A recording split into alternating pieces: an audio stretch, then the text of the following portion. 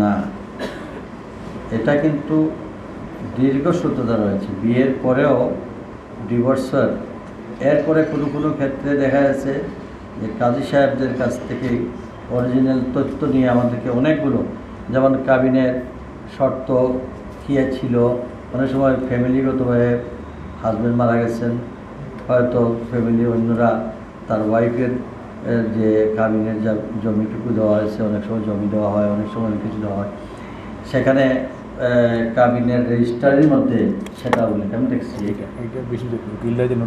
হ্যাঁ, তো এইটা দেখা যাচ্ছে আমরা তখন আইনের দৃষ্টিভঙ্গিতে এইটা খুঁজে যে তখন এই রেজিস্ট্রারিতে কী ধরনের শর্ত ছিল। এনিওয়ে আমরা সেগুলো ফলো করতে হয় এবং দেখেন এটা রেকর্ড বিল্ড আপ করে রাখতে হয়। কোনো সময় 10 বছর পরেও এইটা যে কোনো কারণে এটা আনতে হয়। ইদানিং দেখা যায় কাজের কাজ দেখা যায় আমাদের লয়াররাও করে ফেলেন, অ্যাফিডেভিট করে, যেটা আইনের কোনোভাবেই কভার করে না এবং এটা কোনো জায়গায় স্ট্যান্ড করে না। অথচ আমাদের সরল সোজা মানুষ অনেক গ্রামে যে এখানে ওই উকিলের অ্যাফিডেভিট নিয়ে স্ট্যান্ড করে বসে যে এটা কোর্ট ম্যারেজ হয়ে যায়। এইটা কিন্তু আরেকটা। এবং আমি কিন্তু এখন এই যে আমার সিটির ভিতরে ম্যারেজ সার্টিফিকেট আমি দিতে খুব সাবধানতা অবলম্বন করি। কার ফটো আনিয়ে কে বলে দিচ্ছে যে সে আমার স্ত্রী বা সে আমার হাজব্যান্ড, এটা তো বলা মুশকিল। এর জন্য আমরা এখন বলেছি দরখাস্ত করবেন, ঠিক আছে, ফিস দিবেন, দরখাস্ত দিবেন, তারপরে মেয়ের বাবা অথবা চাচা অথবা ভাই, মেয়ের পক্ষে একজন আসতে হবে, বাবার একজন আসতে হবে এবং আমরা প্রপার অ্যাড্রেসে তল্লাশি চালাই যে সেখানে সত্যিকার হাজব্যান্ড ওয়াইফ বসবাস করতেছেন কি না। এই সব কিছু ইনফরমেশনের পরে, কারণ আমরা কয়েকটা ঘটনা আমি দেখেছি, দরখাস্ত দিয়েছে, আমরা দিয়ে দিচ্ছি সার্টিফিকেট, দেখা গেল আদৌ ম্যারেজও হয় নাই কিন্তু সার্টিফিকেট নিয়ে। এর জন্য আমরা এখানে এখন খুব স্ট্রিক্ট এই ব্যাপারে। আমরা কোনোভাবে কোনো একদম পরিচিত থাকলেও আমরা দেব না যতক্ষণ পর্যন্ত আমাদের এই ইনভেস্টিগেশন রিপোর্ট। অনেক সময় আপনাদের সাহায্য চাই আমরা আপনাদের অফিসে। এখানে কাজীদের একটা অফিস মানে মিলন মেলার জন্য বা একটা সেন্ট্রালি একটা অফিস থাকা প্রয়োজন। তার জন্য আমার মনে হয় একটা দরখাস্ত আমাদের কাছে দিয়ে রাখেন যে যদি এমনিতে সিলেট সিটি কর্পোরেশনের কোনো জায়গা নেই যে আমি সেখানে বরাদ্দ দেব, কিন্তু কালের পথে হয়তো কোনো ধরনের মার্কেট কিংবা কোনো ধরনের কোনো প্রজেক্ট হাতে নিলে যদি কোনো স্পেস থাকে তাহলে আপনাদেরকে দিতে আমার কোনো আপত্তি নেই। তো আমি মনে করি আপনারা একটা দরখাস্ত দিয়ে রাখেন, সময় সুযোগ আসলে কোনো সুযোগ থাকে ইনশাআল্লাহ এটা হওয়া উচিত। আমি মনে করি এটা অন্যান্য অর্গানাইজেশন, এটা আমাদের নিজেদের রেকর্ডের জন্য বা বিভিন্ন সবার অনুযায়ী এটা আমাদের এখন তো বিয়েটা হয়ে গেছে খুব সহজ বিবাহ। আসলে আগে তো কাজীরাই বিচার করতেন, ওই যদি কাজীরা কিন্তু বিচারক,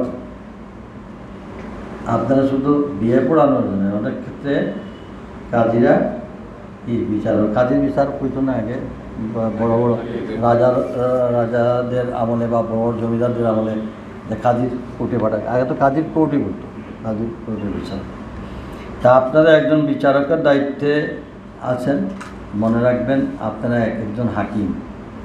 কাজে আপনারা বিয়ে পড়ানোর আগে এবং বিয়ে পড়ানোর পরে সরকারের যে বিধিমালা আছে সেটা যথাযথভাবে পালন করা এবং কারো বক্তব্যে অতিরিক্ত কোনো জিনিস কলামের বাইরে না লেখা। অনেক সময় যেটা ফরম্যাট আছে ফরম্যাটের বাইরেও আমরা নিজে মন গড়া একটা কিছু লিখে দিলাম, এটা করা উচিত না। যা সরকারের ফরম্যাট আছে সেই ফরম্যাটের মধ্যে থেকে করতে হবে। আসুন আমরা সবাই মিলে আমাদের যেভাবে আইন নিকা আইন আছে সেই নিকা আইন অনুযায়ী আমরা চলব।